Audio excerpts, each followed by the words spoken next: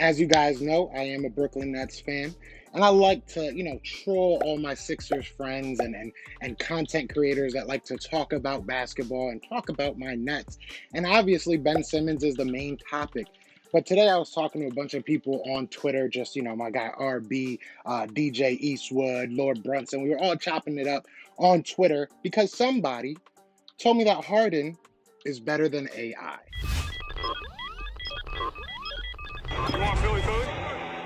Yeah, let's do it. What's going on, you guys? It's your boy Joe Castro, aka Philly Fresco, and this is Philly the podcast. So today I want to talk about a conversation that we had on Twitter sphere talking about AI versus Harden. Now, before we get into that, be sure to hit that like, hit that subscribe. We do cover the Philadelphia Eagles like 99.1% of the time. This is that 0.9% of the time that I just wanted to talk about this. Now, obviously, being a Brooklyn Nets fan, I am a little bit it's recency bias, right? You're looking at James Harden. He just went out there and quit on my Brooklyn Nets.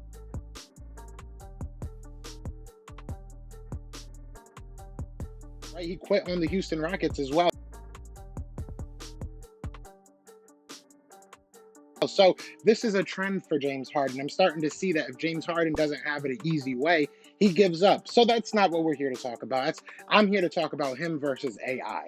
Right now, obviously, AI is a guy that changed how the game has been played, to be honest with you, from the swag that he brought to the court, from the leadership that he brought on the court, from, just his game style, his gameplay. Obviously, I think he's one of like maybe 2 or 3 guys that actually averaged 30 points in the playoffs. The guy was automatic, and he was small. He was like 6 foot in nice shoes and high heel shoes. Man, I hear you. It's funny to me too. Realistically, you're not telling me that James Harden, who needs everything around him to be perfect so he can play his ISO ball and stat pad and everything, because that's all he does. That's another reason why the Brooklyn Nets were over the situation. The Brooklyn Nets were tired of playing ISO ball. The Brooklyn Nets were tired of James Harden having to be the center of attention when you have athletes like KD out there, when you have players like Kyrie out there when he's, actually able to play. But either way, James Harden's style of play, while it's very fun to watch, it's fun to watch him take 15 steps to shoot a 3-pointer and not get called for traveling. Everything that you guys said, and I'm saying you guys because as a Brooklyn Nets fan, you guys were talking to me about James Harden. You guys were telling me how much of a baby he is, how big of a crybaby he is, how much of a quitter he is. But now it changes now that he's on your team. Look, like I said, I'm not a Sixers fan, but that is blasphemy to even compare anybody to Allen Iverson and that Sixers franchise. Joel Embiid is an amazing player. I'm not even comparing them to. What AI was able to do with what he had is incredible. We all know this. I mean, he had like Eric Snow as his number 2. There was the one year that he had Dikembe Mutombo at like 90 years old. Like, what did he have? What did he have? We can go down Harden's resume. We can go down Harden's teams. And he's played with some of the better players in the league. You literally went from a team on the Brooklyn Nets that, you have at least one, KD is definitely going to make the Hall of Fame. Kyrie, I don't know what's going on. He might not, he might have to be vaccinated to get in the Hall of Fame. And obviously he doesn't want to do that. But either way, you're playing on a team with 2 all-stars, 2 perennial all-star players that are top tier all NBA, and you couldn't make it work because they got hurt a little bit. They got hurt for a little while. I understand the Kyrie situation. If that upsets you, it is what it is. But if you look at the news, it looks like Kyrie's going to be able to play. So you just played yourself.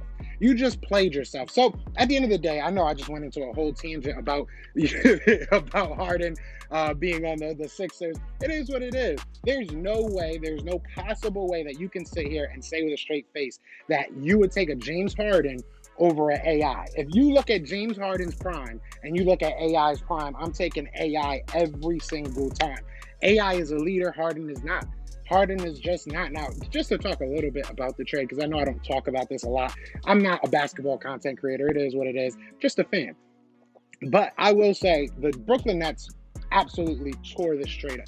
The Brooklyn Nets are winners by and far in this trade. And the reason being is because honestly, you didn't even have to give us Ben Simmons. A lot of times people come on my Twitter or hit me up in the DMs and they're like, well, wait till you see what Ben Simmons is. We don't need Ben Simmons. Like, Ben Simmons was just an added factor. If Ben Simmons plays up to his potential, then we have us all-star for the next 5-10 years, right? And that's cool. But right now, we needed an Andre Drummond. We needed a Seth Curry. Those 2 first-round picks basically, gives us half of what we gave up for, James Harden as far as draft capital goes. Obviously, losing Jarrett Allen, Karis LeVert, those things hurt. Dinwiddie, those things hurt. Don't get me wrong. But at the end of the day, we were able to basically fill in those roles because Andre Drummond has been going crazy for us. We needed somebody that could just beat up guys in the paint, go get those rebounds, put up double-doubles for us with 10 points. That's all we need, and that's all we really need from Ben Simmons. If Ben Simmons comes back and we're fully healthy, put up like 10 points and put up like 10 assists. We're good. That's all we need. That's all we need. We just need a big man that can play defense and that can, be a facilitator, and that's what he is. James Harden was never that. James Harden, I know a lot of people are going to look at his numbers and how he became a facilitator this year. Nah, bro. I mean, it is what it is. He did have some games that he was going out there, putting up double-doubles with, 36 points, 13 boards. 13 assists. But as far as him being the leader of the Nets, it just never happened. Nobody respected him. Nobody was following James Harden. James Harden is the type of player that is going to go to the strip club before he goes to your game.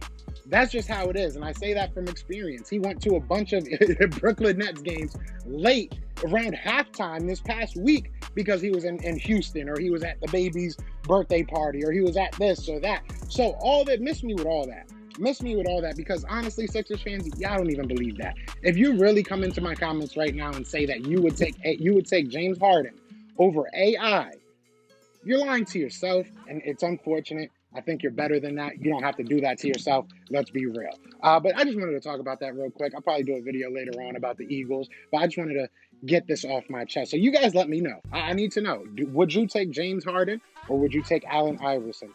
Throw it in the comments. Be sure to hit that like, hit that subscribe. Y'all know what it is. This fly goes flying. We out here.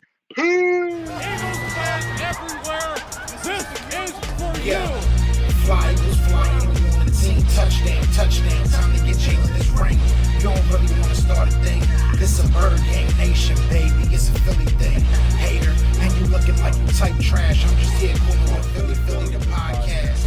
And we can call a man dog or watch Miles score off the handoff. Rest of the division, your man saw Jackson like Sean, hunting like Randall.